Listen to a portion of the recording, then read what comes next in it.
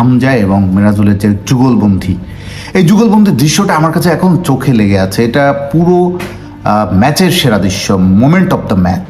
ওই শটটা পেনাল্টি ছিল কি ছিল না, এটা একটা জোরালো দাবি বাংলাদেশ তুলেছিল। সিঙ্গাপুরের বিপক্ষে বাংলাদেশের যে ম্যাচটা খেললো সিঙ্গাপুরের মাঠে, সেই ম্যাচের সবচেয়ে সেরা দৃশ্য কোনটি যদি আপনার কাছে জানতে চাই, নিশ্চিতভাবেই বলবেন 80 মিনিটে হামজা চৌধুরীর ওই ক্রস আর মিরাজুল ইসলামের দারুণ এক ফিনিশিংয়ের চেষ্টা। বাংলাদেশের দুর্ভাগ্য, সেই শটটা জাস্ট পোস্টে লেগে ফিরে এলো এবং বাংলাদেশ বলটা ফিরে এসে সাদউদ্দিনের কাছে গিয়েছিল, সাদউদ্দিন মারলো আকাশে উড়িয়ে। আমরা দারুণ একটা এফোর্ট দেখলাম হামজা এবং মিরাজুলের যে যুগলবন্দী, এই যুগলবন্দির দৃশ্যটা আমার কাছে এখন চোখে লেগে আছে। এটা পুরো ম্যাচের সেরা দৃশ্য, moment of the match, picture of the match, আপনি যাই বলেন। সেই এরকম অনেক সুযোগ বাংলাদেশ এরকম একাধিক সুযোগ কিন্তু বাংলাদেশ ক্রিয়েট করেছিল, তবে ওইটা ছিল বেস্ট চান্স সিঙ্গাপুরের জালে একটা গোল দেওয়ার। সেকেন্ড হাফে বাংলাদেশ অনেক অ্যাটাকিং, অনেক চেষ্টা করেছিল সিঙ্গাপুরের জালে বল দেওয়ার। সেকেন্ড হাফের খেলার কৌশলও অনেক বদল ছিল। ফার্স্ট হাফের কথা যদি বলি, ফার্স্ট হাফেও বাংলাদেশ শুরুর দিকে অনেকটা গোলটা খেয়ে যাওয়ার পরও বাংলাদেশ ট্রাই করেছিল ফিরে আসার। বিশেষ করে আমরা যদি বলি 39 মিনিটের ওই চেষ্টাটা, ফাহিম এবং মোরসালিন যে চেষ্টাটা করেছিল, সেই চেষ্টায় যে ফাহিম পড়ে গেল প্রতিপক্ষের ডি বক্সের মধ্যে এবং সেখানে একটা পেনাল্টির আওয়াজ উঠলো, পেনাল্টির দাবি উঠলো বাংলাদেশের পক্ষ থেকে। ফাইন পড়ে গিয়ে দাবি করলো, কারণ ওখানে ব্লক করেছিল সিঙ্গাপুরের ডিফেন্ডার বাহাউদ্দিন, এবং অ্যাটাকারের শটটা সাধারণত আসলে ওখানে একটা প্রতিবন্ধকতা তৈরি হয়েছিল। এই ধরনের পরিস্থিতিতে যদি ভিএআর থাকে সেখানে অ্যাটাকার একটা অ্যাডভান্টেজ পায়, কিন্তু যেহেতু ম্যাচে ভিএআর ছিল না, বাংলাদেশ রিভিউ করার চান্সটাও পায়নি। কিন্তু ওই শটটা পেনাল্টি ছিল কি ছিল না, এটা একটা জোরালো দাবি বাংলাদেশ তুলেছিল। এবং আপনাদের কি মনে হয় বাংলাদেশ ওই পেনাল্টিটা পেতে পারতো কিনা বা বঞ্চিত কিনা, আমার কমেন্টে জানাতে পারেন। ওই চান্সটা ফার্স্ট হাফে একটা দারুণ একটা চান্স তৈরি হওয়ার পরেও আমরা সবচেয়ে আফসোসে পড়েছি ফাহিমকে নিয়ে। ফাহিম অনেকগুলো সুযোগ হাতছাড়া করেছে। বাংলাদেশের ভালো মানের ফরওয়ার্ডের যে কত বড় সংকট এই ম্যাচটাতে আমরা আবারও দেখলাম। আমাদের 3 জন ফরওয়ার্ডকে ফুল টাইম খেলাতে পারেননি কোচ। একটা পর্যায়ে 70 মিনিটের পরে গিয়ে দেখলাম আমাদের 3 ফরওয়ার্ডই নেই যারা স্টার্টিং 11-এ ছিল। ফাহিমও নেই, ফাহমেদুলও নেই, মোরসালিনও নেই। তাহলে আপনি চিন্তা করেন, আপনি তাহলে গোলটা বের করবেন কীভাবে? আপনার বাংলাদেশ দলে একটা ভালো মানের ফরওয়ার্ড, ভালো মানের একটা ফিনিশার নেই, নাম্বার 9 নেই, যাদেরকে ফুল গেম টাইম দিতে পারেন কোচ। হ্যাঁ, অনেক সময় ফিনিশারদের উঠিয়ে নেয় টায়ার্ডনেসের কারণে, অনেক ফ্রেশ লেগকে সুযোগ দেওয়ার জন্য, কিন্তু আমাদের কতই বা বিকল্প, কতই বা অপশন। কিন্তু এবং স্টার্টিং 11-এর খেলোয়াড়রাই তো এত পরিমাণ চান্স মিস করে এবং তারা পুরো ফরওয়ার্ড লাইনটা আমাদেরকে হতাশ করেছে। তারপরেও বাংলাদেশ ম্যাচে ভালোভাবেই ছিল, বাংলাদেশের ম্যাচ ফিরে আসার অনেক ট্রাই করেছে এবং সেটাই বেস্ট চান্সটা আমরা দেখেছিলাম হামজা এবং মিরাজুলের ভিতরে। হামজা তো আউটস্ট্যান্ডিং, হামজাকে নিয়ে তো নতুন করে কিছু বলার নেই। হামজা মানেই ব্যতিক্রম ম্যাজিশিয়ান আমাদের। হামজা এককভাবে অনেক ট্রাই করেছিলেন। আমার বিশেষ করে মনে পড়ে 50 মিনিটে তার হামজার একটা অ্যাক্রোবেটিক শট একদম হাওয়ায় ভেসে সেটা ভলি করার চেষ্টা করেছিলেন, কিন্তু আমাদের প্লেয়ারদের যে গেম সেন্স, স্থানীয় ফুটবলারদের যে গেম সেন্সের একটা সংকট বা একটা অভাব, ঘাটতি, সেটা এই ম্যাচেও আমরা দেখলাম। হামজার ওই শটটার একটা বড় বাধা, প্রতিবন্ধকতা হয়ে দাঁড়ালেন। হুট করে শাকিল আহমেদ তপু, জুনিয়র তপু ভলি করতে পারেননি, অ্যাটেম্প নিতে পারেননি হামজা।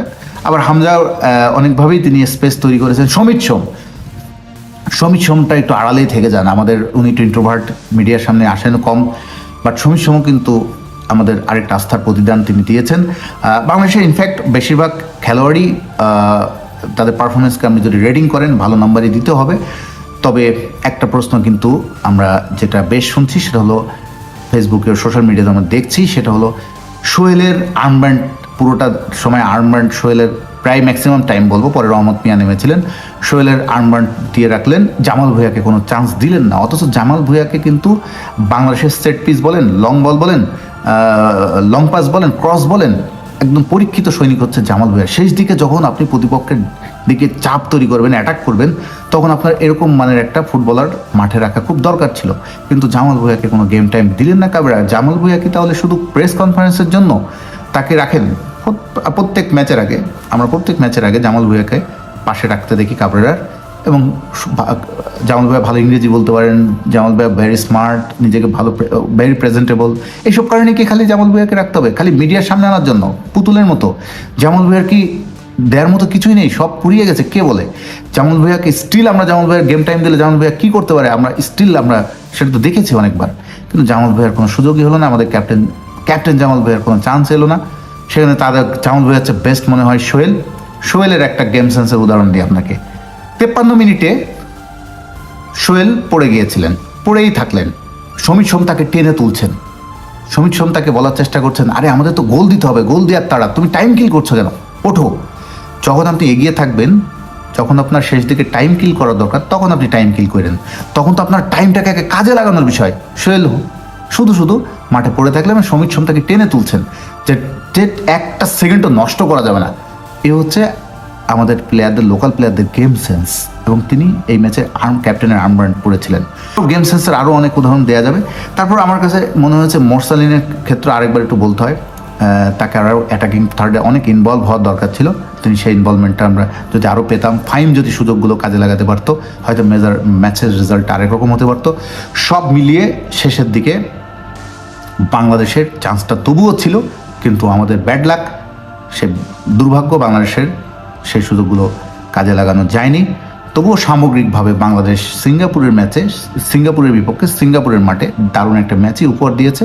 খালি স্কোর লাইনটা দেখেই আপনার আফসোস লাগবে, খারাপ লাগবে। স্কোর লাইনটা বাংলাদেশের পক্ষে নয়, 1-0 গোলে হেরেছে, এবং এর মাধ্যমে এফসি এশিয়ান কাপ বাছাই পর্ব শেষ হয়েছে বাংলাদেশের। পুরো এফসি এশিয়ান কাপ বাছাই বাংলাদেশের প্রাপ্তি 5 পয়েন্ট।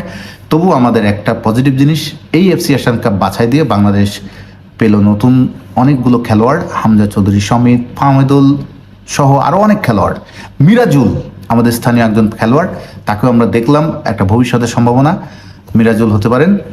আবার এই ম্যাচে রাকিবকে খুব মিস করেছি, রাকিবের শূন্যতা বাংলাদেশ দল অনুভব করেছে। তপু বর্মনের মতো একজন অভিজ্ঞ রক্ষণের অনুপস্থিতিও বাংলাদেশ মিস করেছে, উপলব্ধি করেছে। সব মিলিয়ে শেষ হয়ে গেল এফসি এশিয়ান কাপ বাছাই। নেক্সট উইন্ডোতে বাংলাদেশ যখন আবার নামবে নতুন আশা, নতুন স্বপ্ন নিয়ে, তার আগে যেন একটা বার্নিং কোশ্চেন, একটা খুবই ইম্পর্টেন্ট কোশ্চেন, কোচ হাবিয়ার কাবরেরার ভবিষ্যৎ।